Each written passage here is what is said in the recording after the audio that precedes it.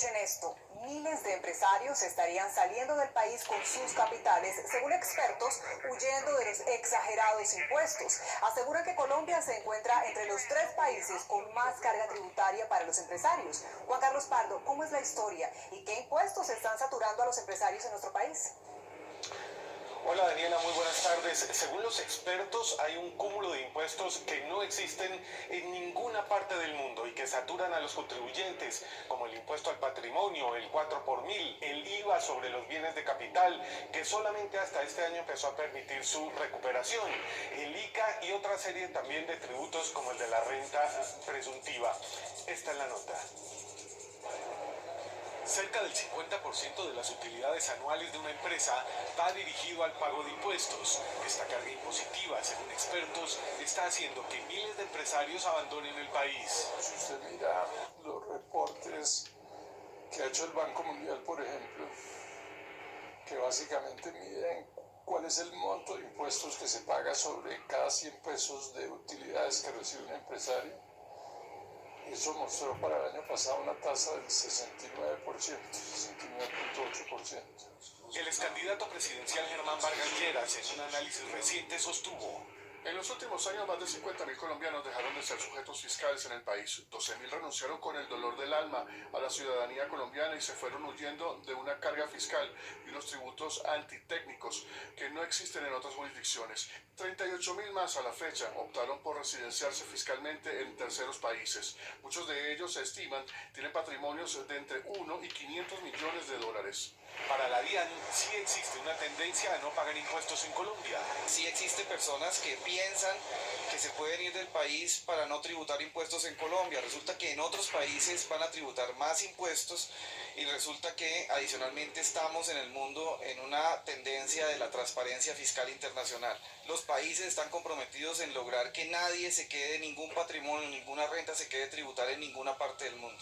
Sin embargo, para el tributarista Santiago Pardo es una opción legal que tienen los empresarios. Tributan hasta el último día que les toque, pero el país 2 o 3 años después pierde esa fuente de recursos, pierde un capital humano muy valioso. Los ministros de Hacienda nuestros son unos exportadores extraordinarios, pero son exportadores de capital de trabajo. Según el experto, Colombia estaría en el grupo de los 3 países del mundo donde los empresarios pagan más impuestos. Colombia está en el penúltimo lugar de mayor tasa de tributación del mundo. Con Argentina y con Mauritania se disputan los 3 últimos lugares, con ese 69%, al paso que países centroamericanos, suramericanos y europeos tienen tasas cercanas al 30%. Frente a este panorama, el director de la DIAN explicó: la tasa efectiva de tributación de las empresas sí era de las más altas del mundo y en la ley de financiamiento buscamos rebajarla sustancialmente. Obviamente hace falta, pero la rebajamos sustancialmente del 69 al 50%. La carga tributaria de las personas naturales en Colombia, por el contrario, es de las más bajas del mundo. Entonces, el argumento de que las cargas son muy altas y por eso la gente se está yendo, creo que no tiene peso, no tiene un sustento teórico. El tributarista asegura que en vez de subir los impuestos, el gobierno debe perseguir a los evasores y atacar el contrabando. De 150 billones que se recaudan hoy en día, el recaudo posible por contrabando y evasión es de 80 billones, es decir, cerca de la mitad de lo que se recauda hoy en día podría obtenerse en forma adicional si se controla la evasión y el contrabando. Para el experto, los grandes soportes de la tributación en Colombia son los empleados a través de la retención en la fuente y los empresarios. El experto enfatizó en que si en Colombia se persigue a los evasores para que paguen lo que les corresponde y se logra reducir el contrabando, los tributos a las utilidades de las empresas podrían reducirse inclusive hasta en un 50%.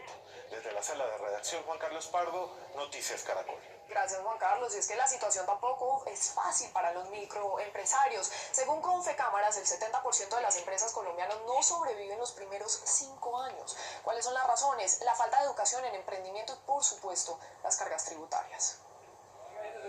En el año 2001, William Pisa se dedicaba al transporte público en Bogotá, pero con la llegada de Transmilenio quiso cambiar su oficio y decidió lanzarse al emprendimiento. En ese momento la idea fue, hagamos empanadas, que es lo que más se vende. y aprovechamos a hacer las empanadas y vendérselas mismos a los compañeros de trabajo en ese momento. Así comienza Mac Empanadas. Sin embargo, llegar a consolidar hoy su primer local de venta al público no fue sencillo. El mal manejo del dinero y la falta de conocimiento hicieron que en estos 18 años su camino fuera más tortuoso. Antes de empezar a estudiar, la toma de decisiones como que uno no tiene bases, que sí se las da el conocimiento técnico, se le da en la universidad, y pues ahí me permitió como desarrollar el espíritu emprendedor. Con la misma ilusión de triunfar, entre enero y septiembre del año pasado se crearon cerca de 276.000 emprendimientos en comercio, alojamiento y comidas. Sin embargo, según Confecámaras, más del 70% no tiene la oportunidad de sobrevivir a los primeros 5 años. ¿Pero por qué fracasan los emprendimientos en Colombia? Por esa premura de realizar un proyecto, porque quieres tener las cosas a veces muy rápido, hace que no investigues adecuadamente el mercado. Para el sector, los principales motivos de fracaso son la carga tributaria, la no educación en emprendimiento, el mercadeo y la falta de financiamiento. Antes solamente pensábamos en el mercado, en que tengo clientes. Ahora hay que pensar en que hay un Estado, que hay términos tributarios, que hay aspectos que están cambiando constantemente en la economía mundial. El tema tributario tiene una carga de más o menos el 35%, pero diferente en los diferentes sectores. Según el DANE, solo algo más de 6 millones de microempresarios pueden acceder a la banca tradicional para financiarse. Sin embargo, hay que tener en cuenta que cuando se crea un emprendimiento, en caso de fracasar, también debe disolverse correctamente.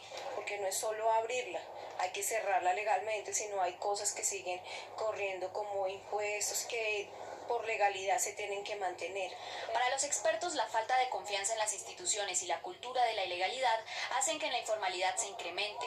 No obstante, descubrir los beneficios de la ley permite potenciar las unidades productivas.